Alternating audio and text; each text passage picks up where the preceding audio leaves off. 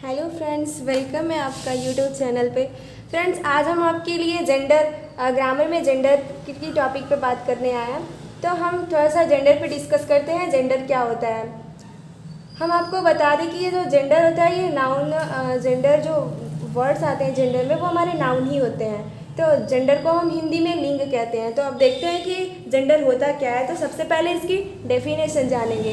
तो यहाँ पे इंग्लिश में इसकी डेफिनेशन दी गई है। कह रहा है कि gender denotes whether a noun is male और female both are a lifeless object. मतलब कि लिंग से, जेंडर जो वर्ड होता है हमारा, उससे हमें नाउन के जेंडर, मतलब कि नाउन किस जेंडर का है, मेल है, फीमेल है, पुरुष जाति का है या फिर स्त्री जाति का है, नपुंसक मतलब निर्जीव, नपुंसक या फिर निर्जीव का है, या फिर दोनों है, स्त्री और पुरुष दोनों, मतलब कि कॉमन जेंडर जो इसका बोध करा है वो हमारा जेंडर कहलाता है। तो इसको हम एग्जाम्पल के माध्यम से थोड़ा सा इजीली तरीके से डिस्कस करते हैं। कह रहा है कि फर्स्ट एग्जाम्पल हमने लिया, कह रहा है he is a boy, he is a boy. अब हम किसी से कह रहे हैं ही इज़ अ बॉय, तो बोलने से ही हमें महसूस हो जाएगा, ऐसा भाव स्पष्ट होगा कि ये जो हम बता रहे हैं यहाँ पे जो बॉय वर्ड आया हुआ है ये पुरुष जाति है, तो मतलब मेल की बात की जा रही है। यहाँ जो बॉय ये मेल की बात की जा रही है। और भी एक तरीके से हम इसे जान सकते हैं,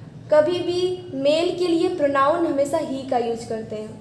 मेल के लिए जो हमारा प्रोनाउन होता है वो हमेशा ही यूज होता है। तो यहाँ से भी पहचान लेंगे, यहाँ पे प्रोनाउन ही का यूज किया गया और ही किसके लिए आया है, बॉय के लिए आया है। तो ये हमारा बॉय जो है ये मेल हो गया, मतलब मैस्कुलिन जेंडर। अभी आगे बताया जाएगा कि मैस्कुलिन फेमिनिन कैसे पहचानते हैं, वो आगे डिस्कस किया जाएगा। तो ये हमारा जो बॉय है ये हमारा मेल हो गया। सेकेंड एग्जाम्पल हमने लिया है, कह रहा है she is a girl, she is a girl, वह एक लड़की है। अब इसमें तो एक तरीके से ऐसे पहचान जाएंगे कि हमेशा जब फीमेल की बात की जाती है तो वहाँ पे प्रोनाउन सी का यूज करते हैं हम हमेशा। तो ऐसे भी पहचान जाएंगे कि सी आया है तो सी किसके लिए आया है, गर्ल के लिए आया है। तो यहाँ पे जो गर्ल है ये फीमेल फेमिनाइन जेंडर में आएगा। और अगर किसी से कह रहे हैं सी इज़ अ गर्ल, तो बोलने पे भाव भी स्पष्ट हो जाएगा कि लड़की भाई स्त्री जाति में आती है, तो ये हमारा फीमेल हो गई। अब तीसरा एग्जाम्पल हम लिए हैं, दिस इज़ अ बैग। हम शुरू से पढ़ते आ रहे हैं कि जो वस्तुएं सांस नहीं लेती हैं उन्हें हम न्यूटर कहते हैं, नॉन लिविंग थिंग्स होती है उन्हें हम न्यूटर जेंडर में रखते हैं। तो ये जो हमारा बैग है ये सांस नहीं लेगा, ना गतिमान होगा, ये नॉन लिविंग थिंग्स है, तो ये हमारा न्यूटर जेंडर के अंतर्गत आता है। तो ये बैग हमारा न्यूटर जेंडर हो गया।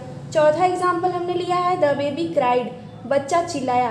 तो ये हमारा कॉमन जेंडर में आएगा। क्यों? क्योंकि बेबी बच्चा कोई भी हो सकता है, मेल भी हो सकता है, फीमेल भी हो सकता है, मतलब लड़का भी हो सकता है, लड़की भी हो सकती है।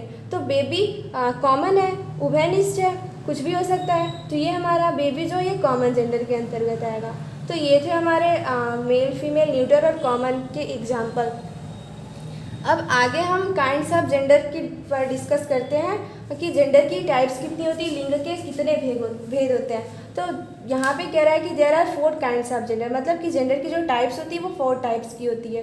First is called it masculine gender, जिसे हिंदी में हम पुल्लिंग कहते हैं। Second is called it feminine gender, इसे हम स्त्रीलिंग कहते हैं। तीसरा हमारा कॉमन जेंडर है जिसे हम उभयलिंग कहते हैं हिंदी में। और चौथा हमारा न्यूटर जेंडर है जिसको हम हिंदी में नपुंसक लिंग कहते हैं। तो आप बारी बारी से इन पर डिस्कस करते हैं कि ये कैसे होते हैं, क्या होते हैं, इनकी डेफिनेशन क्या होती है, कैसे पहचानते हैं, आगे देखते हैं। तो फर्स्ट हमारा था मैस्कुलिन जेंडर। तो हम मैस्कुलिन जेंडर पे डिस्कस कर लेते हैं। कह रहा है इसकी इंग्लिश में पहले डेफिनेशन दी गई है। कह रहा है कि the noun that denotes a male person और animals are said to be the masculine gender. The nouns that denotes, वह संज्ञा जो डिनोट करती है ए मेल पर्सन, एक पुरुष जाति या एनिमल या फिर animals are said to be the masculine gender, मतलब कि जो पुरुष जाति का बोध करा है या फिर जानवरों का बोध करा है वो हमारा मैस्कुलिन जेंडर के अंतर्गत आता है। हिंदी में भी वही दिया गया है, जिन संख्याओं से पुरुष जाति का बोध होता है उन्हें पुल्लिंग कहते हैं। इसमें एनिमल्स को नहीं दिखाया गया। तो एनिमल्स मतलब जानवर, अगर जानवरों का नाम आ गया तो वो भी हमारा मैस्कुलिन में ही आता है अक्सर। तो जैसे कि हम देख रहे हैं, कह रहा है कि मैन, एग्जाम्पल हमने लिया है मैन। तो मैन हमारा, अब हम कहेंगे आदमी, कभी हम ऐसा तो नहीं कहते हैं कि सी इज़ अ मैन। अगर ऐसा हम बोलेंगे तो हमें लोग कहेंगे पागल है क्या, सी इज़ अ मैन, ये रॉन्ग है।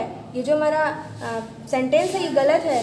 कभी भी जो मैन है ये फेमिनाइन नहीं हो सकता है। मैन आदमी बोलने से ही भाव स्पष्ट हो जाएगा कि ये मेल की बात की जा रही है, मैस्कुलिन जेंडर। तो ये हमारा मैस्कुलिन जेंडर के अंतर्गत आएगा। कॉक, मुर्गा। अब हम कहेंगे कि मुर्गा खा रही है, ये तो गलत है। मुर्गा बोलने पे भी स्पष्ट हो जा रहा है कि ये पुरुष जाति का है, तो ये हमारा मैस्कुलिन जेंडर के अंतर्गत आएगा। हॉर्स कह रहे हैं, हॉर्स मतलब होता है घोड़ा, तो ये हमारा घोड़ा हमें पता है कि मैस्कुलिन जेंडर, ये पुरुष जाति का बोध करा रहा है, तो ये मैस्कुलिन जेंडर कहलाएगा। अंकल, ये भी पुरुष जाति का बोध, ये भी वर्ड पुरुष जाति का बोध करा। हम चाचा, चाचा जो हमेशा पुरुष जाति में ही आएंगे, तो ये हमारा क्या हो गया, मैस्कुलिन जेंडर हो गया। लायन हमारा है। अब लायन, लायन मतलब होता है शेर, तो हम जानते हैं कि शेर जो है वो हमारा पुरुष जाति का बोध कराता है, तो ये भी हमारा मैस्कुलिन जेंडर के अंतर्गत आएगा। तो ये था हमारा मैस्कुलिन जेंडर पहचानने का तरीका। अब सेकेंड हमारा फेमिनाइन जेंडर, जिसे हम स्त्रीलिंग कहते हैं। इसकी डेफिनेशन दी गई है, कह रहा है कि a noun that denotes a female is that of feminine gender, मतलब कि जिस शब्दों से स्त्री जाति का बोध हो उसे हम स्त्रीलिंग कहते हैं, फेमिनाइन जेंडर कहते हैं। मतलब कि अगर इन वर्ड्स को हम बोलेंगे तो बोलने पे ऐसा महसूस हो जाएगा कि ये स्त्री जाति की बात कर रहा है, ये वर्ड्स स्त्री जाति में आएंगे तो वो हमारा फेमिनाइन जेंडर के अंतर्गत आएगा। जैसे कि एग्जांपल हमने लिया, हम कह रहे हैं वुमेन, तो अगर हम वुमेन कह रहे हैं तो बोलने से स्पष्ट हो जाता है कि ये हमारा इसके फीमेल के बारे में बात कर रहा है, तो वुमेन हमें बोलते ही महसूस हो गया कि ये फीमेल की बात कर रहा है, तो ये हमारा फेमिनाइन जेंडर के अंतर्गत आ गया। अब हैन है, हैन मतलब मुर्गी, आप बोलेंगे तो ये स्पष्ट हो जाएगा कि ये तो फीमेल की बात कर रहा है, तो ये हमारा फेमिनाइन जेंडर हो गया। मतलब कि जिससे फीमेल जाति का बोध हो, स्त्री जाति का बोध हो, वो हमारा स्त्रीलिंग फेमिनाइन जेंडर के अंतर्गत आ जाएगा। हम कह रहे हैं काऊ, बोलने पे लग रहा है कि फीमेल की बात की, गाय चर रही है, ऐसे बोलते हैं, तो क्या महसूस क्या होता है कि ये फीमेल की बात कर रहा है, तो जो फीमेल की बात करे वो फेमिनाइन जेंडर। इजी तरीका है, जो फीमेल महसूस हो कि ये फीमेल है तो वो हमारा फेमिनाइन जेंडर हो जाएगा। यहाँ पे कह रहा है बीच, बीच मीन्स होता है कुतिया, बीच मीन्स हमारा कुतिया होता है, तो यहाँ पे हम कह रहे हैं तो ये हमें पता है कि कुतिया बीच जो है वो हमारा फीमेल में आता है, तो ये हमारा जेंडर भी फेमिनाइन हो जाएगा। लेडी मतलब औरत, लेडी मतलब औरत, तो ये लेडी भी किस में आया, ये फीमेल की बात कर रहा है, तो ये हमारा फेमिनाइन जेंडर के अंतर्गत आया। तो ये था हमारा फेमिनाइन जेंडर। तीसरा है हमारा कॉमन जेंडर। कॉमन जेंडर पे बात कर रहा है, तो कह रहा है कि कॉमन जेंडर, हमने बताया था कॉमन जेंडर को हिंदी में उभयलिंग कहते हैं, जिसमें कॉमन होता है, उसको हम मेल भी कह सकते हैं, फीमेल भी कह सकते हैं। कॉमन मतलब दोनों होता है। क्या, पहले इसकी डेफिनेशन देख लेते हैं। कह रहा है कि a noun that denotes both a male और a female is called common gender, मतलब कि वह संज्ञा जो मेल या फीमेल दोनों को एक साथ डिनोट करे वो हमारा कॉमन जेंडर कहलाएगा। हिंदी में भी देख रहा है, कह रहा है कि जिस संज्ञा का प्रयोग स्त्री या पुरुष जाति दोनों के लिए होता है उन्हें उभयलिंग कहते हैं। दोनों के लिए हो, जैसे कि हम कह रहे हैं, एग्जाम्पल दिया हमने चाइल्ड, अब हम कह रहे हैं बच्चा, तो बच्चा में वो लड़का भी हो सकता है, लड़की भी हो सकती है।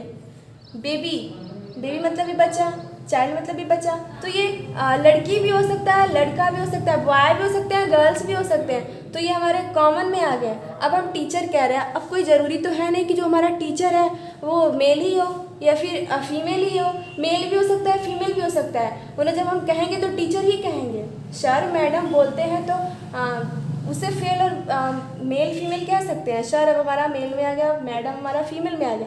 लेकिन अगर हम टीचर कह रहे हैं तो टीचर मेल भी हो सकता है, फीमेल भी हो सकता है, तो ये हमारा टीचर कॉमन जेंडर हो गया। और अगला वर्ड हमारा स्टूडेंट। अब स्टूडेंट की बात करें तो स्टूडेंट लड़की भी हो सकता है, लड़का भी हो सकता है, तो ये भी हमारा कॉमन में आ गया। अब डॉक्टर, डॉक्टर भी लेडीज़ भी हो सकती है, जेंट्स भी हो सकता है, तो ये हमारा जो डॉक्टर है ये भी कॉमन जेंडर के अंतर्गत आएगा। फ्रेंड की बात करते हैं, फ्रेंड कोई भी हो सकता है, लड़का भी हो सकता है, लड़की भी हो सकती है, तो ये हमारा फ्रेंड जो है ये भी कॉमन जेंडर आएगा। पेरेंट, पेरेंट मतलब हम जानते हैं कि माता पिता होता है। अब उसमें माता जो आया, मदर फादर को पेरेंट कहते हैं, तो मदर हमारा फीमेल है, फादर हमारे मेल है, तो ये पेरेंट जो वर्ड है ये भी हमारा कॉमन जेंडर ही आता है। अब चौथा हमारा है न्यूटर जेंडर। चौथी टाइप्स है जेंडर की, न्यूटर जेंडर, जिसको हिंदी में हमने बताया था कि नपुंसक लिंग कहते हैं। तो पहले इसकी डेफिनेशन देखते हैं कि डेफिनेशन क्या होती है। तो कह रहा है कि a noun that denotes lifeless things belong to the neuter gender. जो नाउन्स डिनोट करती है लाइफलेस थिंग को, मतलब कि निर्जीव वस्तुओं को, नॉन लिविंग थिंग्स को जो डिनोट करती है, वो हमारा न्यूटर जेंडर से संबंधित होता है, अर्थात उसे हम न्यूटर जेंडर ही कहते हैं।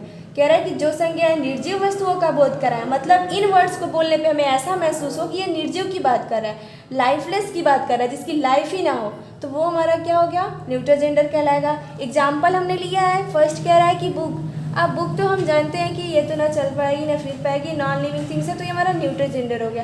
Table, chair, bag, door, river, computer, notebook, हमें पता है कि ये सब नॉन लिविंग थिंग्स हैं, निर्जीव वस्तुएं हैं। तो जो निर्जीव वस्तुएं हैं वो हमारा न्यूटर जेंडर में आएगा, मतलब कि ये लाइफलेस थिंग्स है, तो ये हमारा न्यूटर जेंडर में आ गया। तो ये था हमारा न्यूटर जेंडर। अब इसमें कुछ ऐसी बातें होती हैं जिन्हें हमें हमेशा याद रखना पड़ता है, ये विशेष होता है। तो हमने कुछ नोट्स भी बताए हैं। तो फर्स्ट हमारा नोट जो है हमने लिखा है कि फर्स्ट हमारी जो टॉपिक है, कह रहा है कि object that show strength and violence are known as masculine gender. Object that show strength, मतलब कि जो शक्ति, वायोलेंस, संघर्ष का बोध कराए या शक्ति या संघर्ष दिखाए, are known as masculine gender, उसे हम मैस्कुलिन पुल्लिंग के रूप में जानते हैं। कह रहा है शक्ति तथा संघर्ष का बोध कराने वाले शब्द को पुल्लिंग कहते हैं। मतलब वो वर्ड्स जिससे हमें, जो बोलने पे हमें लगे कि ये शक्ति की बात कर रहा है, संघर्ष की बात कर रहा है, वो हमारे मैस्कुलिन जेंडर के अंतर्गत आते हैं। अभी हमने पढ़ा था कि जो पुरुष जाति का बोध कराए वो हमारा मैस्कुलिन जेंडर है, तो वो तो सही है अपनी जगह पे, लेकिन ये भी हमें याद रखना पड़ेगा, exception as a true exception है। तो शक्ति और संघर्ष का जो बोध कराए वो भी हमारा मैस्कुलिन जेंडर के अंतर्गत है। जैसे हमने एग्जाम्पल लिया है, एग्जाम्पल हमारा विंटर है। अब विंटर, जाड़े में भी शक्ति तो होती है, तो हमारा विंटर जो है ये हमारा मैस्कुलिन जेंडर कहलाएगा।